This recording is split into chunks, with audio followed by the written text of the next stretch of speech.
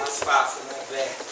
Bom, primeiro agradecer o convite, muito lisonjeado de poder estar aqui a primeira vez em Porto Alegre, no Rio Grande do Sul, para discutir um tema desse, polêmico, instigante, extremamente interessante. E aí vocês têm que perdoar a gente mesmo, porque é um tema que toca, toca na pele, toca no coração, então tudo que toca a gente geralmente fala mais, fala com mais vontade, com mais animação. Então a gente realmente, 15 minutos é sempre muito pouco para tratar desse assunto, né? Eu não gosto de falar olhando em papel, mas como eu sabia que eu era convidado, tinha que seguir um tempo, eu fiz um roteirinho para ver se eu sigo, né?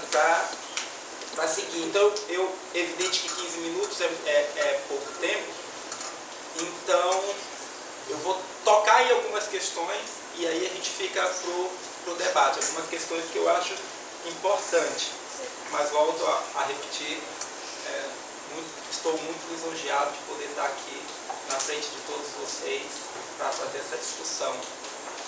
Dizendo que já de antemão eu quebrei 2 mitos aqui com relação ao Rio Grande do Sul, né? 2 ideias pré-concebidas de quem vem lá do Nordeste, né? Mais próximo do Norte, inclusive, do que no Nordeste. Uma ideia eu já digo que eu nunca achei que ia passar tanto calor em Porto Alegre como eu passei hoje. Nunca achei. Mas passei. Mas que hora que eu achava que eu estava em Teresina, não em São Luís. Mas tanto calor, né? O outro eu falo depois. A outra ideia que eu rompi, né? De qualquer forma, o que eu quero centrar a discussão? Primeiro quero dizer que hoje eu sou professor da Universidade Federal do Maranhão, do curso de Pedagogia e do curso de Licenciatura em Ciências Humanas, mas, acima de tudo, toda a minha formação política, toda a minha formação e construção do meu conhecimento se deu no movimento hip-hop, na organização Quilombo Urbano. Então eu entrei no movimento hip-hop com 16 anos de idade e hoje eu tenho 37, feito recentemente. Hoje eu tenho 37 anos e não continuo orgânico ao hip-hop, mas continuo ali lado a lado. Então eu entrei com 16 anos e estou hoje com 37 anos, minha formação toda, para além de ter sido na universidade, foi dentro do movimento hip-hop, no interior do movimento negro, na luta, né? Então eu falo desse lugar, acima de tudo desse lugar. A gente se acostumou no debate de cotas a discutir com quem é contra. Então eu já participei de muito, vendo antes do Sindicato Nacional, nos debates de professores que eram contra, dentro da UFMA, né, com outros setores populares. E eu acho que a gente pouco discutiu com quem é a favor. Ou seja, a gente ficou no embate com quem é contra as cotas, que é legítimo, justo. A gente ir para esse embate, assim como é legítimo, justo, a gente também ir para o embate. Mas a gente pouco discutiu com quem é a favor das cotas. Ou seja, para começar a delinear que tipo de cotas a gente quer, ou que tipo de ações afirmativas a gente quer. Porque às vezes a gente defende as cotas, defende as ações afirmativas, mas a gente tem que começar a identificar qual cotas e quais ações afirmativas a gente realmente defende, a gente realmente quer, para a gente poder projetar essa perspectiva. Uma perspectiva que deve ser a perspectiva geral, da luta dos trabalhadores, da luta das trabalhadoras de forma geral. E a gente tem que pensar a luta das ações afirmativas e a luta das cotas nessa perspectiva. Vou tentar esclarecer um pouquinho, vou tentar delinear um pouquinho mais o que eu estou falando. A Winnie, né? O Winnie falou ainda agora que nós somos um país racista, e somos um país racista, ninguém nega que somos um país racista aqui, eu acho que todos aqui confirmam. A contradição é que se eu perguntar se tem algum racista aqui, ninguém vai ser. Né? A gente sempre está nessa contradição de ser um país racista de pessoas que não são racistas. Né?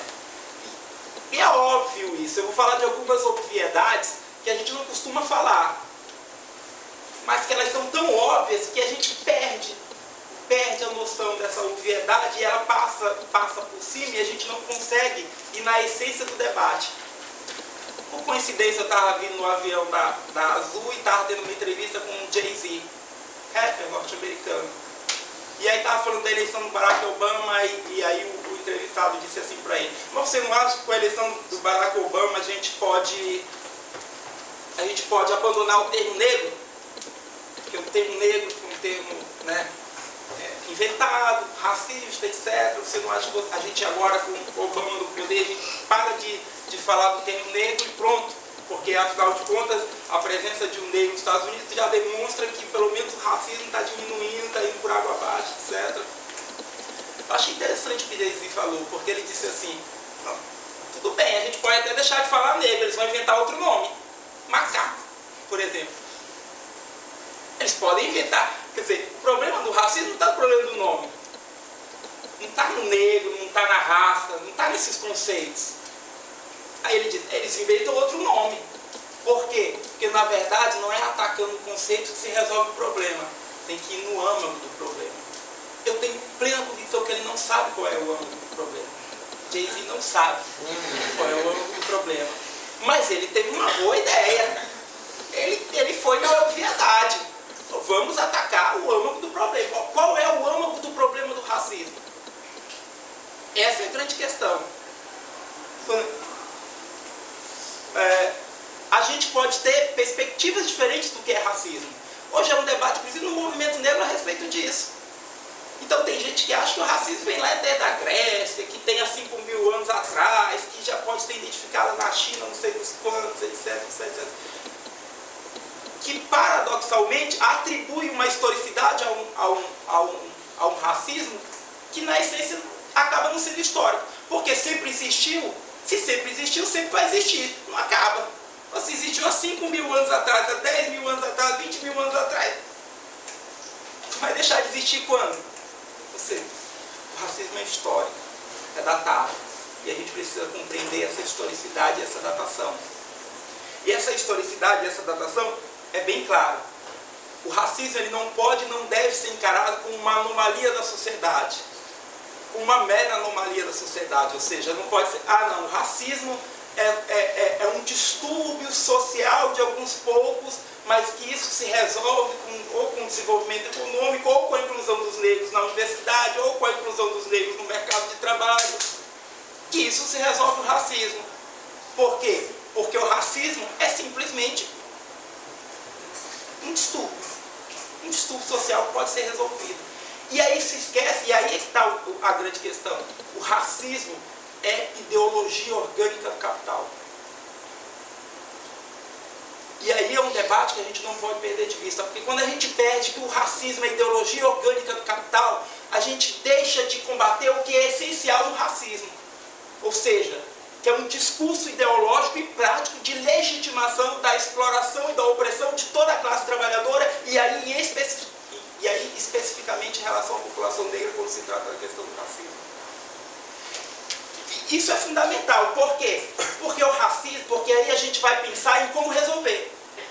Ora, se a gente diz que o racismo é uma anomalia da sociedade, ela pode ser resolvida. Ora, o racismo é uma ideologia que discrimina. Então como é que você combate? Uma ideologia antidiscriminação. O racismo é uma ideologia intolerante. Como é que você combate? Com um discurso, com uma ideologia, com um pensamento da tolerância. O racismo é uma ideologia que não percebe a diferença, que não percebe a diversidade, etc. Como é que você combate? Com um discurso, com uma educação que vai perceber a diferença, que vai perceber a diversidade, que vai tolerar. Correto? Não, errado. Errado. Por quê? Porque a gente vai perceber o racismo como uma anomalia da sociedade, como um simples distúrbio. Ou seja, então como a gente combate um discurso discriminador com um discurso antidiscriminador? O problema é que o racismo é a ideologia dominante. E aí a gente tem que responder uma pergunta óbvia que normalmente a gente não responde. Por que o racismo é a ideologia dominante? Simples, porque é da classe dominante. Ou seja, o racismo domina e nós incorporamos esse racismo, e nós subjetivamos esse racismo, e socializamos ele, reproduzimos ele, porque ele é a ideologia da classe dominante. E enquanto ideologia da classe dominante, ele se pulveriza sobre as outras classes. Ora, Então, como se resolve o problema do racismo? É com um discurso antirracista? Não, porque o discurso antirracista não tem o poder do discurso racista. Pelo simples fato de que o discurso racista não é discurso dominante. Ou seja, o discurso antirracista não é discurso que está no poder. Quando eu digo que está no poder, que está nas classes dominantes, que está nas classes proprietárias. Então, simples, óbvio. Como se resolve o problema do racismo? Tomando poder. Tirando as classes dominantes que são racistas do poder. E colocando lá uma outra classe que tem uma ideologia que não é racista.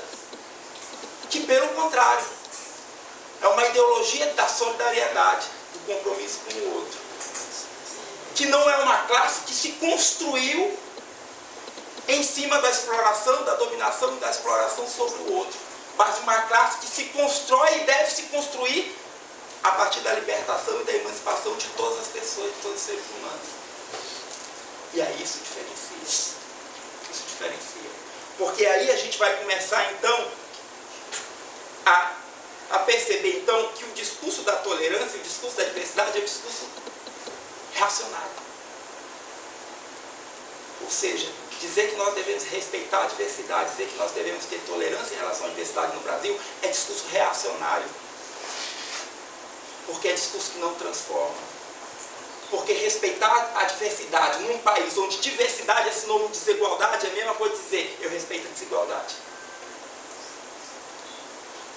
Porque em nosso país diversidade é sinônimo de desigualdade.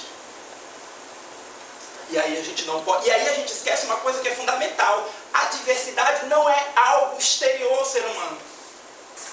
Ela foi tornada exterior ao ser humano com um discurso de dominação. Bom, se a gente parte do princípio inclusive, que pode ser até constatado que todos os seres humanos surgiram na África, evidentemente, se todo ser humano surge na África e dali migra para todas as partes do mundo, todo ser humano, por natureza, é miscigenado. Todo ser humano, por natureza, é diverso. Ou seja, a diversidade enquanto busca é discurso ideológico. Agora, algo que é construído, que não é nato do ser humano, que é externo ao ser humano e que é tornado nato, são as classes. E essa não quer se combater. Porque nós, ontologicamente, somos diversos uns dos outros. Mas nós não somos diferenciados em classe ontologicamente. A classe é uma construção histórica dos poderosos, da elite, da burguesia. E ela é tornada natural. Então, a gente vai discutir essas questões, por quê? Porque a gente tem que superar as relações materiais de força e de poder para a gente poder superar o racismo. Aí entra uma grande questão. E o papel das cotas nisso? Para eu ir finalizando. Teria outras coisas, mas eu vou finalizando depois, né? E as cotas, onde entram nisso? Nesse coisa toda que eu estou falando, de que é necessário transformar, é necessário tornar a classe dirigente, é necessário botar a classe trabalhadora no poder, é necessário revolucionar e eliminar a sociedade capitalista. Se a gente quiser realmente superar o racismo, não estou dizendo que isso se dá automaticamente, mas eu estou dizendo que se não for feito, não se elimina o racismo.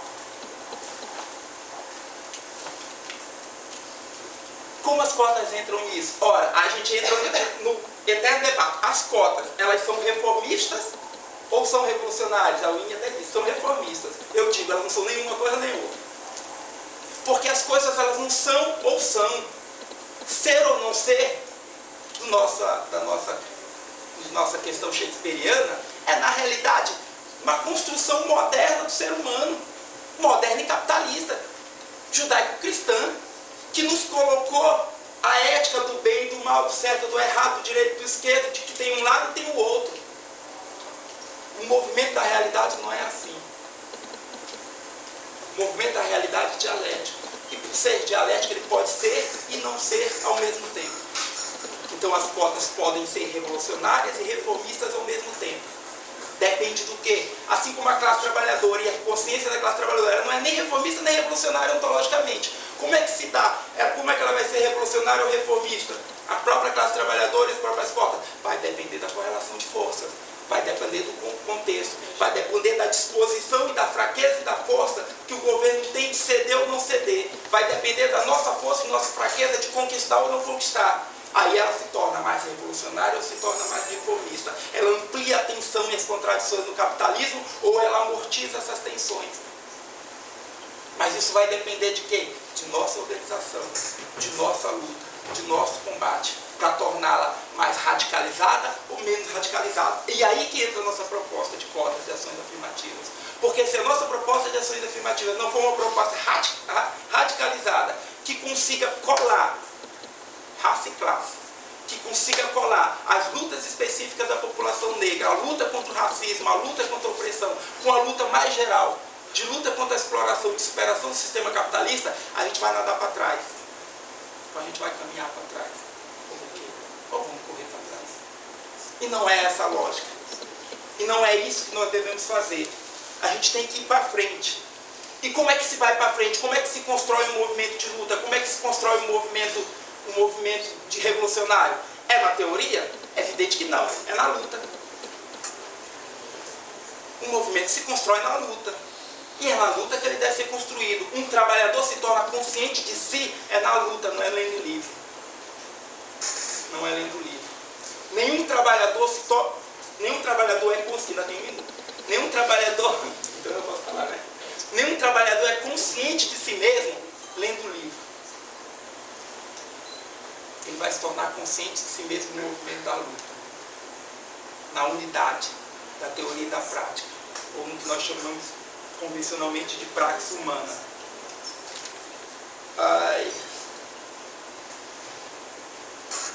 Então, como é que a gente pode dizer para o movimento negro, por exemplo, vamos lutar apenas pela luta de classe, vamos lutar apenas pela revolução e não vamos lutar pela questão do racismo? Porque fazer isso é negar a especificidade de uma luta, é dizer para os negros não lutem por suas especificidades. E dizer para o negro não lute é regredir. Dizer para o negro, olha, não luta a favor das cotas, não luta contra as especificidades do racismo, porque você vai dividir a classe trabalhadora. Dizer para não lutar contra isso é dizer para o negro não avançar, é dizer para a população negra não avançar. E o que nós temos que fazer é o contrário. A gente tem que dizer, lute pelas cotas, lute pelas ações afirmativas, lute pela reserva de vagas, mas não lute só por isso. Avance para além disso. Amplie seu horizonte. Porque você sozinho, enquanto negro, não vai conseguir mudar a maior parte você não vai conseguir conquistar os direitos que toda a população negra merece sozinho. Você vai precisar do trabalhador branco e da trabalhadora branca. E aí, nesse sentido, para finalizar, teria outras coisas aqui que eu ia falar, mas de mais questões teóricas, algumas questões que são fundamentais para a gente ampliar a atenção do capital e para criar a unidade de nossa luta. Primeiro, nós devemos fazer a defesa das cotas, mas a defesa das cotas deve ser para atacar a desigualdade e não para valorizar a diversidade. Isso é um ponto fundamental. Se vocês pegarem, eu trouxe até o Universidade e Sociedade, que é a revista do Antes, que saiu com vários intelectuais, Kabengele Munanga, Henrique Cunha Júnior, e tem tantos outros, tem um artigo meu aqui também. Se vocês folhearem as propostas dos intelectuais negros que colocam, eles estão todos no campo da valorização da diversidade. Todos. Eles chegam a falar de emancipação como um conceito abstrato, mas ninguém diz qual é a emancipação que eles querem. Eu digo qual é a emancipação que eu quero. Eu digo qual é a emancipação que nós precisamos. É a emancipação que liberte homens e mulheres, negros e brancos da sociedade capitalista. Essa é a emancipação que eu preciso.